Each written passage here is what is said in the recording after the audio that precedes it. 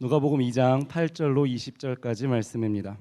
누가복음 2장 8절로 20절까지의 말씀. Gospel of Luke, chapter 2, verses 8 to 20.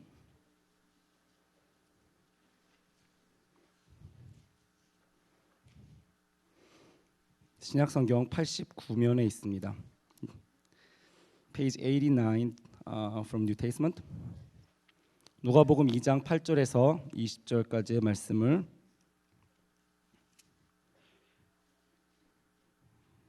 봉독하겠습니다. 그 지역의 목자들이 밤에 밖에서 자기 양떼를 지키더니 주의 사자가 곁에 서고 주의 영광이 그들을 두루 비춤에 크게 무서워하는지라. 천사가 이르되 무서워하지 말라. 보라, 내가 온 백성에게 미칠 큰 기쁨의 좋은 소식을 너희에게 전하노라. 오늘 다윗의 동네에 너희를 위하여 구주가 나셨으니 곧 그리스도 주시니라. 너희가 가서 강보에 쌓여 구유에 뉘어 있는 아기를 보리니 이것이 너희에게 표적이니라 하더니 호련히 수많은 천군이 그 천사들과 함께 하나님을 찬송하여 이르되 지극히 높은 곳에서는 하나님께 영광이요 땅에서는 하나님이 기뻐하신 사람들 중에 평화로다 하니라. 천사들이 떠나 하늘로 올라가니 목자가 서로 말하되 이제 베들레헴으로 가서 주께서 우리에게 알리신 바 이 이루어진 일을 보자 하고 빨리 가서 마리아와 요셉과 구유에 누인 아기를 찾아서 보고 천사가 자기들에게 이 아기에 대하여 말한 것을 전하니 듣는 자가 다 목자들이 그들에게 말한 것들을 놀랍게 여기되 마리아는 이 모든 말을 마음에 새기어 생각하니라.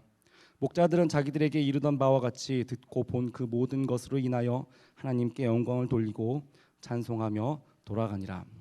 아멘. Sorry guys, I didn't have time to make this translation, so you've gotta focus. I'm sure you can do it. 난데없이 나타난 천사들의 모습에 그들은 놀라고 겁이 났습니다. 아무리 초원 구석구석을 누비고 다녔던 그들이지만 이 바닥 구석에서 모르는 것이나 또는 무서울 것이라고는 아무것도 없는 그들이었지만 오금이 저리고 다리가 떨려서 도망갈 생각조차도 못하고 있었습니다. 아니, 두 다리가 멀쩡하면 어떻게 도망을 가겠습니까? 예로부터 하나님을 보면 죽는다고 했습니다. 천사면 하나님의 사자 아닙니까? 5만 가지 생각이 머릿속을 맴돌았습니다. 혹시 내가 뭔가 큰 잘못을 해서 이런 일이 생겼나? 아이고 하나님, 잘못했습니다. 눈앞에 하나님의 사자가 있지 않습니까? 그 옛날에 소돔과 고모라에 불을 내려서 멸망하게 만들었던 것도 그 하나님의 사자였습니다. 그들은 혹시 머리 위에 벼락이라도 떨어지지 않을까 두려워서 떨었습니다. 그러나 다행히도 불벼락이 떨어지지는 않았습니다. 오히려 그는 두려움에 떨고 있던 목자들에게 두려워하지 말라고 말했습니다. 10절입니다. 천사가 이르되 무서워하지 말라. 보라, 내가 온 백성에게 미칠 큰 기쁨의 소식을 너희에게 전하노라. 오늘 다윗의 동네에 너희를 위하여 구주가 나셨으니 곧 그리스도 주시니라. 이것은 정말 큰 기쁨의 소식이었습니다. 몇백 년 동안이나 메시아를 기다렸습니다. 특히 로마의 지배와 헤롯의 억압적 통치 아래에서 이 허덕거리던 그들에게 이 구원자 그리스도는 정말 큰 기쁨의 소식이었습니다. 드디어 하나님께서 약속하신 구원자를 보내주시다니. 사실 이 소식은 그들에게만 기쁜 소식은 아니었습니다. 하늘에서도 뭔가 심상치 않은 일이 일어나고 있었습니다. 저기서도 일어나고 있었습니다. 13절입니다. 호련히 수많은 천군이 그 천사들과 함께 하나님을 찬송하며 이르되 지극히 높은 곳에서는 하나님께 영광이요 땅에서는 하나님이 기뻐하신 사람들 중에 평화로다. 이 장면을 여러분 상상할 수 있을까요? 천군 천사의 찬양이라니요, 세상의 합창단의 노래와는 비교도 안 됐을 겁니다. 하늘에서도 엄청난 스케일의 잔치가 열리고 있었다는 겁니다. 이날은 오랫동안 기다려온 평화가 선포된 날이었습니다. 그리고 또 이날은 하늘에서도 잔치의 날이었습니다. 14절입니다. 지극히 높은 곳에서는 하나님께 영광이요 땅에서는 하나님이 기뻐하신 사람들 중에 평안이라. 이날은 하늘과 땅이 함께 기뻐하며 잔치가 벌어지는 그런 날이었습니다. 우리의 크리스마스는 이런 잔치가 되어야 합니다. 평화와 기쁨과 하나님의 영광이 함께 공존하는 그런 잔치가 되어야 합니다. 재미있는 것은 이 아기의 탄생으로 하늘도 그렇게 떠들썩했는데 정작 땅에 사는 사람들은 그다지 관심을 두지 않았다는 겁니다. 그들은 나라를 잃은 서름 속에서도 자신들의 고단한 삶을 이어가야만 했습니다. 매일매일을 생업의 문제와 식민지 국민의 아픔과 싸우면서 살아야 했습니다. 그들은 그렇게 기다리던 그리스도의 오심을 깨달아 알아챌 만한 여유도 없었습니다. 그래서일까요? 이 구주로 오신 아기는 구유에 누워 있었습니다. 만약 그 시대에 디지털 카메라와 인터넷이 있었다면 이 구유에 있는 아기 사진이 네티즌의 손을 거쳐서 SNS 또 엽기 사이트에 돌아다녔을 겁니다. 오늘 주인공인 아기는 그렇게도 허름하고 칙칙한 구유에 누워서 곤히 자고 있었습니다. 사람들은 이 아기가 왕인 줄도 구세주인 줄도 몰랐습니다. 축제의 주인공이 되어야 할 이 아기는 그저 구유에 누워 있었습니다. 그리고 그로부터 2000년이 넘게 지났습니다. 구주로 오신 아기 예수의 복음은 세상 곳곳에 알려져서 이제는 많은 사람들이 그가 왕이시며 주님이심을 알고 있습니다. 크리스마스는 세상 모든 나라의 축제일이 되었습니다. 성탄절 아침에 스님들이 TV에 나와서 성탄절을 축하하는 것을 보면 정말 온 백성이 이 날에 축제를 누리는 것 같습니다.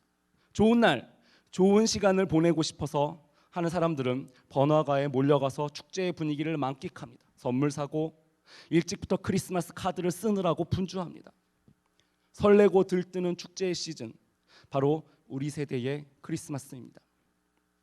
그런데 이상하게도 우리의 주인공은 아직도 그 구유를 벗어나지 못했습니다. 분명히 세상은 달라졌고 사람들도 알 건 다 아는데 구원자로 오신, 왕으로 오신, 그리고 주인공이신 예수님은 여전히 사람들의 시선이 닿지 않는 구유에 계십니다. 사람들이 휴일의 분위기와 그 빨간 옷 입은 하얀 수염 할아버지에게 눈을 두고 있는 동안에, 크리스마스 카드와 선물을 주고받는 동안에, 징글벨을 울리면서 흰눈 사이를 열심히 달리고 있는 동안에, 화려하고 멋있는 크리스마스 파티를 벌리는 동안에 그분은 여전히 그토록 짝사랑해온 세상에 외면당한 채로 계시곤 합니다. 2000년 전에는 몰라서 이 아기를 외면했고 2000년이 지난 지금에는 왜 외면당하고 있을까요? 우리의 크리스마스에 예수님은 어디에 계신 걸까요?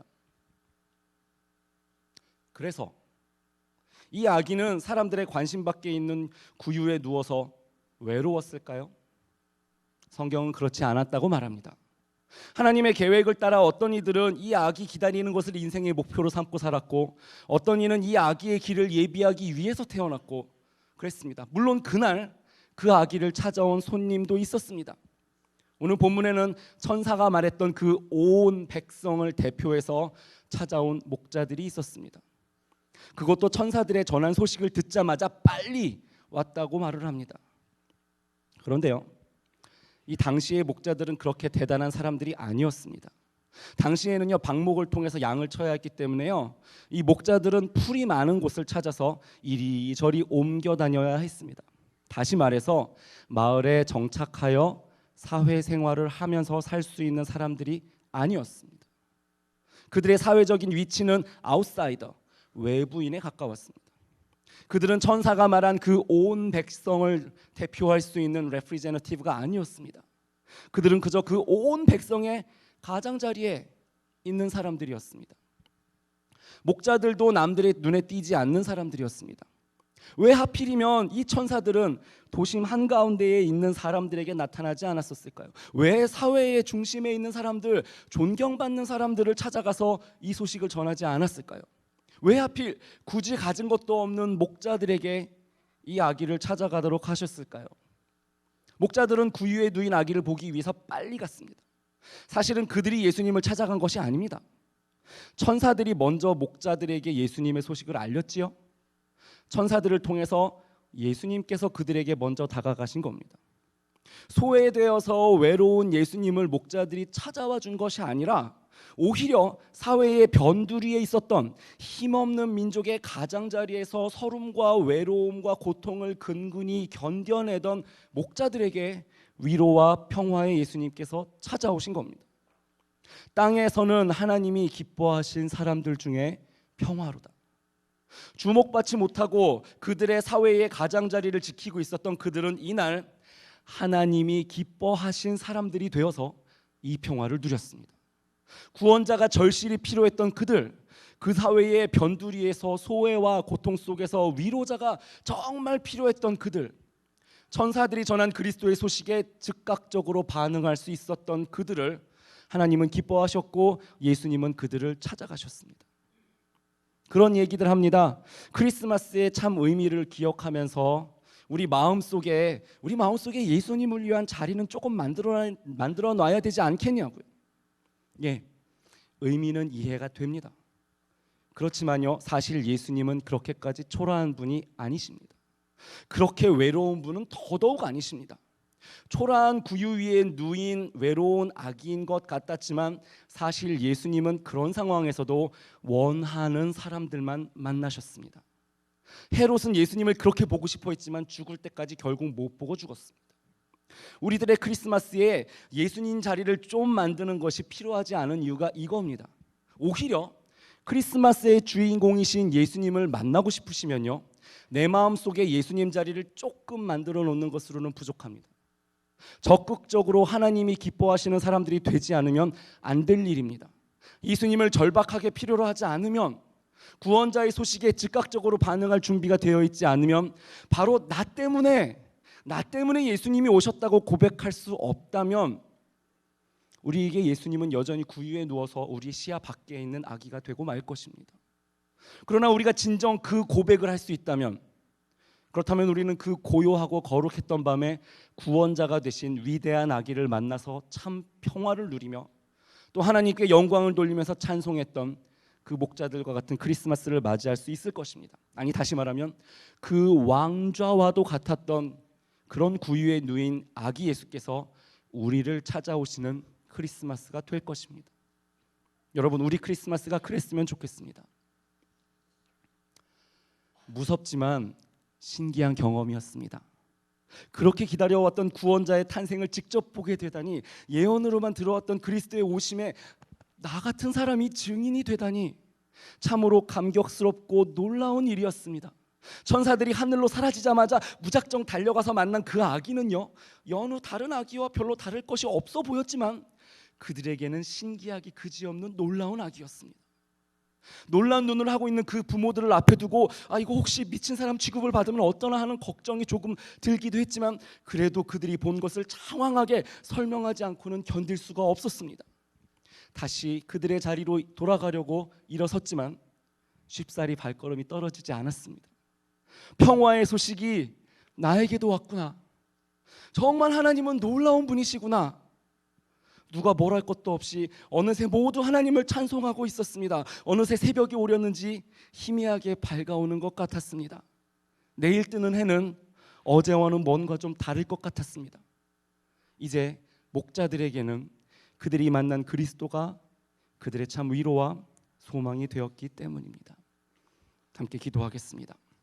살아계신 아버지 하나님, 우리 마음속에 예수님의 자리를 만들 것이 아니라 주님이 우리를 찾아오시도록 주님을 애타게 찾으며 주님을 애타게 바라며 주님만으로 우리가 살 수 있다고 고백하며 간절히 주님을 소원하는 주님의 백성들 되게 하여 주셔서 이 크리스마스의 왕으로 오신 아기 예수를 우리의 마음에 모실 수 있도록 인도하여 주시옵소서. 주께 감사드리며 예수님의 이름으로 기도합니다.